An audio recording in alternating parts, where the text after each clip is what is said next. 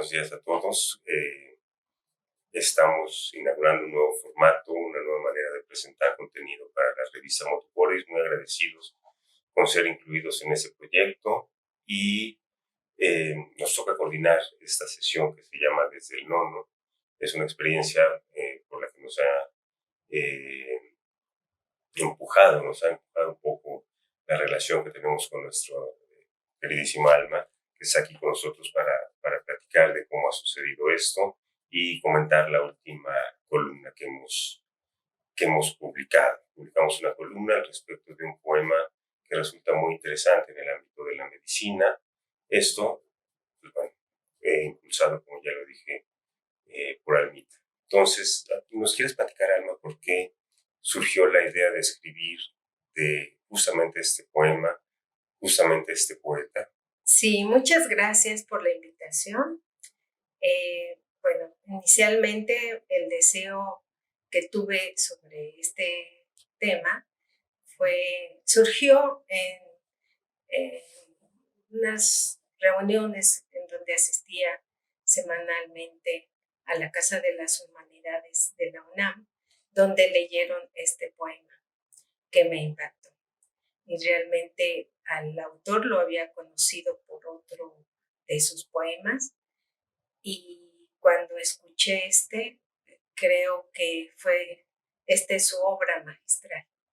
Es interesante porque estamos hablando de un autor, un poeta que tiene algo que ver con el ámbito en el que nosotros trabajamos, y estamos hablando de un poema que tiene mucho que ver con la formación, con la relación del médico y su formación y ese proceso de la vida y de la muerte, ¿no? Entonces, ¿qué nos puedes decir? ¿Qué te llamó la atención del poema?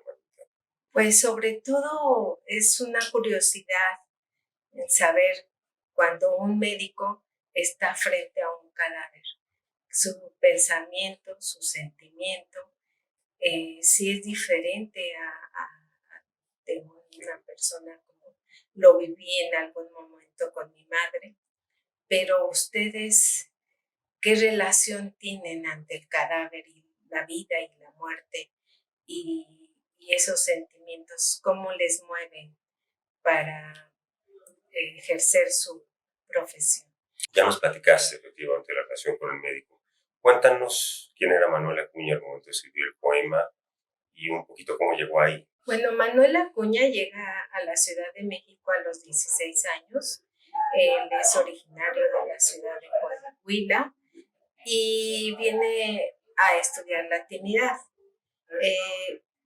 Posteriormente, él decide continuar sus estudios académicos en medicina y además inscribirse a diferentes círculos literarios y revistas literarias, donde empieza a escribir y a hacer sus primeros acercamientos a la poesía, a la literatura y a la vida, ¿no?, diaria de ese ambiente liberal en el que vivía cuando él llegó a esta ciudad. Claramente estamos hablando de un personaje especial. No es excepcional que la gente involucrada en la formación de la medicina, en la práctica de la medicina, en la enseñanza de la medicina, tenga también nexos con la cultura, ¿no? Y eso es algo que en nuestra institución se ha preconizado mucho. Hay gente aquí muy conocedora de la música, de la pintura, la relación del instituto desde el inicio con grandes artistas. Justo podríamos hablar de Diego Rivera, que es quien hace los murales al inicio de la formación del Instituto Nacional de Cardiología. Entonces, esa cultura, esa tradición de cultura y enseñanza de la medicina y medicina de excelencia es algo que caracteriza al hospital, y tú eres alguien que le interesa mucho la poesía, específicamente la literatura y la poesía. ¿Qué nos dirías específicamente del poema ante un cadáver como poema, como pieza de literatura? Bueno, este poema es considerado uno de los mejores. del siglo XIX, y dicho en una antología hecha por Octavio Paz, en donde pone a este poema uno de los mejores de México en el siglo XIX. El poema está escrito de una forma donde son de 11 sílabas. Su sílaba tónica está siempre en la penúltima sílaba y es considerado por la forma y la estructura en una poesía mayor porque tiene un ritmo y una forma muy que realmente cuando se lee el poema no se ve la complejidad de esta estructura del poema. Entonces, es además un análisis donde no es una terminología ni tan científica, ni tampoco filosófica, es más bien una reflexión ante la vida y ante la muerte como un círculo de la vida, porque él afirma en la última estrofa que la vida no muere, sino se transforma, que es ni la cuna ni la sepultura el fin, sino el círculo de la vida. Este análisis, yo me atrevería a decir que a lo mejor es un poema con una métrica muy escrupulosa, que como tú dices bien, lleva un ritmo y en un lenguaje tan sencillo que nos haría pasar por alto lo profundo de la disertación del poema. Entonces, si bien es el encuentro de un estudiante de medicina, que era Manuel Acuña en ese momento, con el cadáver, que era la manera en que se acostumbraba a estudiar la anatomía, su análisis o su verso durante el poema es mucho más allá de eso, es un verso profundo sobre la existencia, es un verso profundo sobre ciertas situaciones sociales del momento, es un análisis de, filosófico de la vida y de la muerte, y es tan sencillo el lenguaje que podríamos ignorar todo lo que está hablando. Vale mucho la pena que se centraran que se dieran un tiempo de revisar lo que está escrito ahí, porque no solo es la forma en que está escrito, que como les digo, lo hace tan sencillo en un lenguaje tan diario, que nos distrae de la profundidad de lo que dice. Pero bueno, la profundidad de lo que dice nos trae a colación a otra cosa, ¿no? La vida y la muerte, el ciclo de la vida y la muerte. Este es un estudiante de medicina, poeta, muy involucrado en la poesía, quizá menos involucrado en los estudios de medicina. ¿Qué pasa con la vida de Manuel Acuña? Bueno, antes diría cómo inicia su carrera en la Escuela Nacional de Medicina, donde decide estudiar ahí el actual Palacio Nacional de Medicina. Ahí habían residencias para médicos estudiantes. Los hábitos que debían de seguir eran muy estrictos, tipo militar, ya que debían de nunca cerrar su puerta de los dormitorios. También tendrían que entregar un cierto día su ropa para que se las lavaran y recogerla, asistir a misa y llegar a cierta hora establecida a la residencia, so pena de que si no lo hacían, pues eran encuartelados, eran castigados y tendrían que pagar esa pena y no podían ir a visitar a su familia. Como este poema nos va a traer mucho contenido para analizar en muchos sentidos. Y eso es la formación del médico, esa disciplina. Será motivo de alguna plática, alguna columna más, buscando asesoría de personas capacitadas en el tema. ¿Qué pasa con Manuel Acuña, el poeta? ¿Qué hizo él en su formación poética? ¿Qué hizo él en su carrera de poesía? Debemos considerar la época decimonónica, donde el ambiente era todavía muy afrancesado y donde el idioma inclusive oficial era el francés.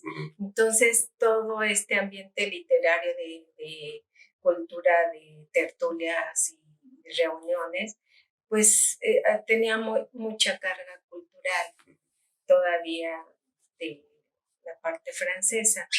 Inclusive las materias que llevaban eran en francés, autores franceses de la medicina.